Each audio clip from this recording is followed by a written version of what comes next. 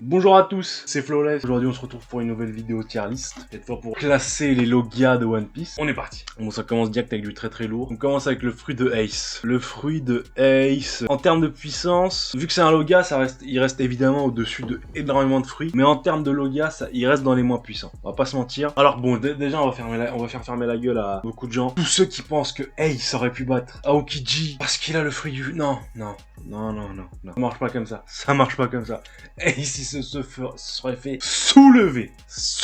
Et Dieu sait que j'aime pas Aokiji, et Dieu sait que j'aime pas les pouvoirs de la glace. Mais il faut mettre les choses à leur place. Hein. Ace se serait fait soulever face à Aokiji. Et là, on parle du fruit, on parle pas du détenteur, évidemment. On parle juste du fruit du démon. Et en termes de fruit du démon, bon, si on parle dans la vie de tous les jours, c'est extrêmement utile. Tu vois, t'as toujours du feu sur toi, t'as plus besoin de gaz, tu fais cuire tes trucs, t'as plus besoin d'éclairage, etc.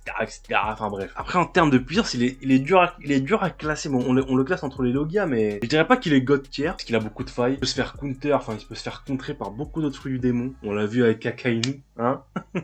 On l'a vu le petit trou qu'il a fait, hein, on l'a vu. Je pense qu'il peut se faire counter aussi, bon évidemment par Barbe Noire. Il peut se faire counter par Crocodile, par NR, excusez-moi. Parce que jusqu'à preuve du contraire, être un Logia, ça ne t'empêche pas de te faire électrocuter. Il pourrait se faire counter par Aokiji, évidemment. Monet, je pense, il a ses chances contre Monet. Enfin, je pense qu'il n'a pas lâché le sens, vu que c'est de la neige. Ok, il peut pas faire fondre la glace d'Aokiji, parce qu'Aokiji, il est God tier, mais je pense qu'il a sa chance. Il a l'avantage contre la glace, contre la neige de Monet. Donc je pense que je vais le mettre dans puissant et beaucoup de failles. Peut-être que je le changerai plus tard, mais je pense clairement pas que c'est un God tier, hein. Je pense clairement pas. C'est classe, ok, le fruit du feu, le feu c'est stylé, tout ça. Mais il faut se rendre compte que dans One Piece, il y a énormément de fruits puissants. Et le feu, c'est pas si puissant que ça dans le monde de One Piece, quoi. Déjà, le nombre de personnages qui maîtrisent le feu sans avoir mangé de fruits du démon. On a Luffy, on a Sanji, on a un mec random dans l'équipage de Kid, frère. Un mec random, on connaît à peine son nom, il peut cracher du feu, frère. On a Kinemon, et je pense qu'il y a encore au moins 3-4 autres persos dans le monde de One Piece qui maîtrisent le feu. Sans avoir besoin de fruits du démon, tu vois ce que je veux dire? Donc bon, c'est pour vous montrer à quel point le feu dans One Piece, c'est pas un truc de ouf, plutôt random. Bon, là on a Akainu. Akainu c'est God tier.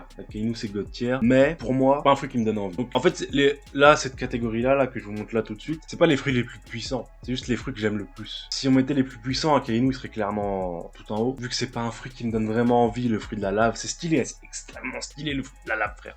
Et puis on se rappelle que Oda il nous a dit que il a le fruit offensivement parlant le plus puissant de One Piece. C'est-à-dire que c'est le mec qui peut faire le plus de dégâts du manga, frère. Donc c'est clairement pas Joel Clodo le mec. Enfin bon, on parle du fruit évidemment, je parle du fruit, je parle pas de Akainu en soi. Donc je vais le mettre God tier mais pas pour moi, puisque c'est stylé mais c'est pas mon délire la lave. Bon là on a Barbe Noire, le fruit de Barbe Noire. Le fruit de Barbe Noire, bon c'est God tier, hein. Qui remet en doute le fait que ce soit God tier le fruit de Barbe Noire. J'essaie de réfléchir si j'en ai envie. J'ai jamais calculé si j'avais vraiment, il me faisait kiffer ce fruit là ou pas en fait. C'est stylé, hein, ça reste extrêmement stylé le pouvoir des ténèbres. Moi je vous invite à aller voir la théorie du Mont Corvo sur le vrai pouvoir de Barbe Noire, qui explique pourquoi c'est le seul Logia qui se prend des dégâts physiques. Et honnêtement je pense que cette théorie est juste. Je vais pas vous la spoiler hein, si vous l'avez pas vu. Si cette théorie est juste, le fruit reste extrêmement stylé.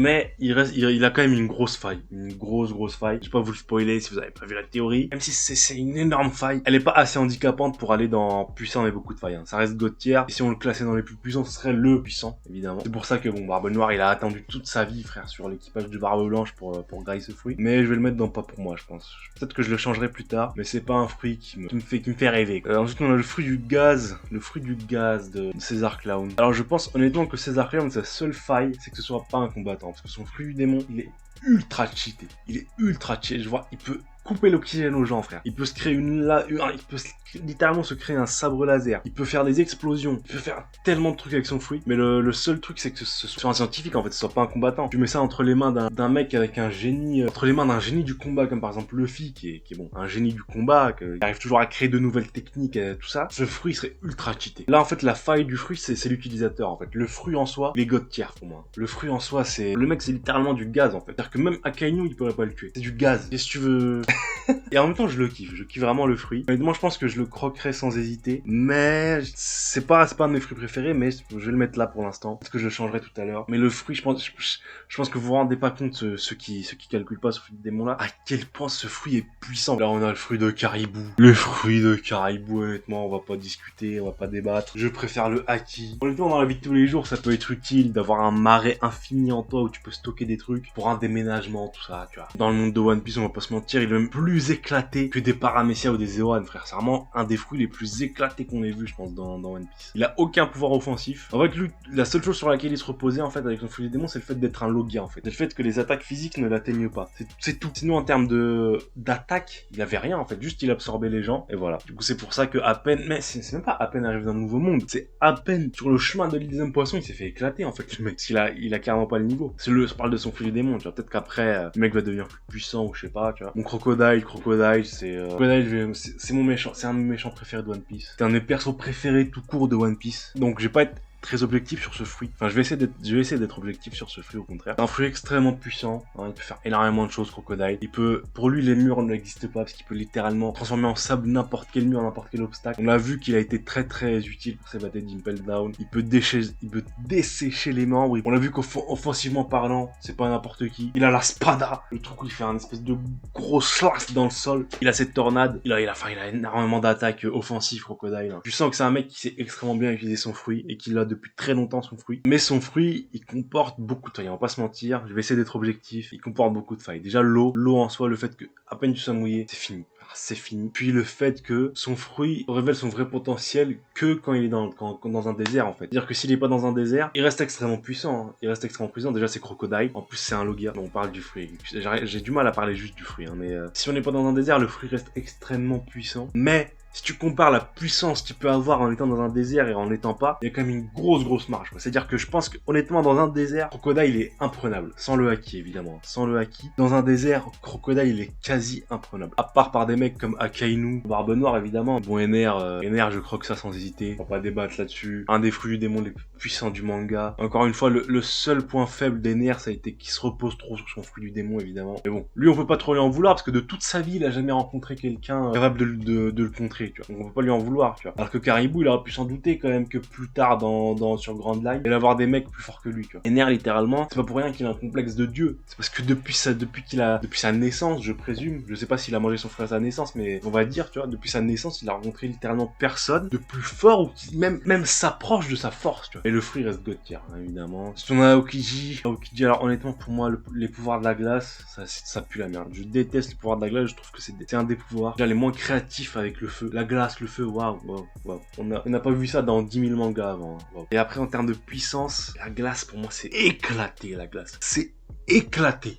C'est éclaté la glace. Heureusement que c'est un Logia là et que son corps est en glace, tout ça, hein, parce que ça monte le truc. Mais en soi, la glace, dites-moi un seul manga ou un seul film ou ce que vous voulez, où il y a un mec qui a un pouvoir de la glace, il gèle quelqu'un, la personne qui l'a gelé ne s'échappe pas de la glace, genre elle brise pas la glace. Dans tous les mangas, ça arrive. Il gèle un truc, le truc trouve le moyen de se dégeler. Ça pue le pouvoir de la glace, c'est juste un pouvoir en mode pour les kikous en fait, pour faire en mode ouais, le pouvoir de la glace, il est trop stylé, etc., etc. Et c'est un pouvoir en fait qui m'amène à ne pas kiffer Aokiji, alors que Aokiji, c'est un perso extrêmement stylé.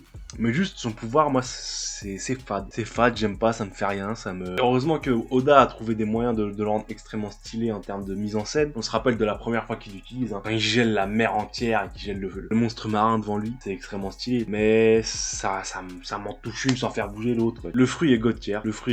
J'allais le mettre dans Je préfère le haki, mais non, quand même, il reste God tier, le fruit. Dans le monde de One Piece, hein, Après, si on parle du pouvoir de la glace en soi, ça pue la merde. Ouais, excusez-moi, ça pue la merde. Bon, après, le fruit de Kizaru, c'est je croque sans hésiter.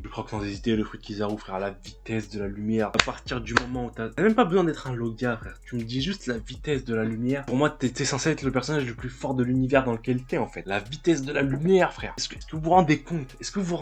Frère? La vitesse de la lumière. Qu'est-ce que tu veux faire contre ça? Et Oda, il a eu beau nous sortir, je crois qu'il a dit ça dans un SBS. Il a eu beau nous sortir que, le seul moyen de contrer Kizaru, c'est d'avoir un haki de l'observation extrêmement surpuissant, comme ça tu peux voir à l'avance ses coups et tout. La vitesse de la lumière, frère. T'as beau avoir le meilleur haki de l'observation du monde, t'as beau voir 1000 ans dans le futur. La vitesse de la lumière, frère. Tu peux pas contrer ça, qu'est-ce que tu veux. Mais bon, bref. En même temps, fallait qu'il trouve un moyen de le nerfer, hein, ce fruit, de le rendre un peu moins puissant. Parce que bon, encore une fois, la vitesse de la lumière, frère. C'est-à-dire, le mec, il peut one-shot, clairement, tous les persos du manga en moins de 30 secondes. C'est-à-dire, en moins de 30 secondes, tous les persos du manga, peu importe où ils se trouvent sur Terre, il peut les one-shot, les mecs. La vitesse de la lumière, frère.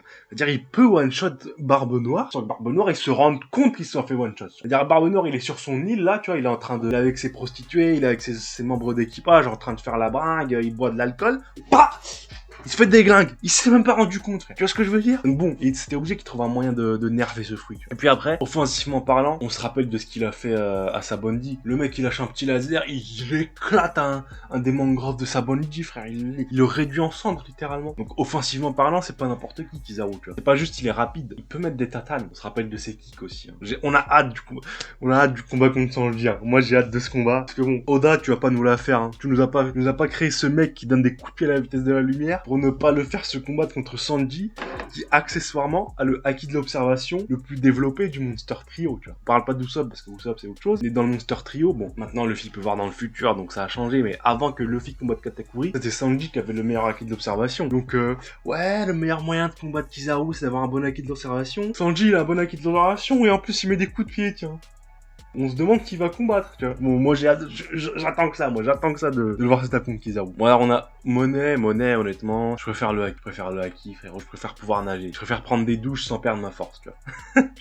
Bon, on a Smoker, je trouve que c'est un fruit qui est sous-coté. C'est un fruit qui est puissant, il a beaucoup de failles, évidemment. Hein. Beaucoup de failles. Énormément de failles, parce que c'est un fruit où, en fait, il extend son corps à la fin, tu sais, vous savez, il étire son corps. En fait, toute la fumée qu'il y a, c'est son corps. Donc, littéralement, tu peux juste mettre du haki dans ton poing, faire ça, tu vois, et tu le blesses, tu vois. Donc, ça comporte énormément de failles, mais on a vu comment il se battait avec son fruit contre Vergo. En fait, il utilise sa fumée pour propulser ses poings, tu vois ce que je veux dire. Et je pense que c'est un fruit qui a énormément de potentiel et que il est entre de bonnes mains chez Smoker. Bon, on a fini. C'est assez homogène. Je n'attendais pas à ce que ce soit aussi homogène. Honnêtement, c'était assez marrant de faire cette tier list. Il y a eu des fruits du démon que j'ai vu sous un autre plan que j'avais jamais vu. Parce que bon, je passe pas ma vie à analyser les fruits du démon, hein. J'ai autre chose à foutre. Mais non, c'était marrant de faire ça. Bon, si la vidéo vous a plu, n'hésitez pas à vous abonner si vous voulez en voir plus. Moi, je vous le dis, ciao.